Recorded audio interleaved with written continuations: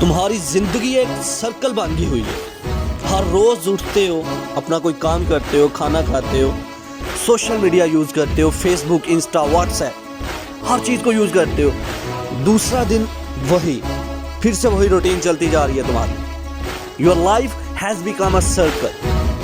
कोई एक ऐसी एक्स्ट्रा एक्टिविटी जो तुम्हारी जिंदगी को बदल के रख दे, कोई एक ऐसी एक्स्ट्रा एक्टिविटी जिससे तुझे पता हो तुम्हारा फ्यूचर सेफ है, वो करनी होगी तुझे।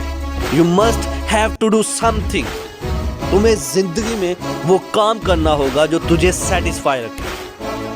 अगर तू खुद सेटिस्फाई नहीं है तो कभी भी जिंदगी में अपने गोल को अचीव नहीं कर पाएगा। That's it.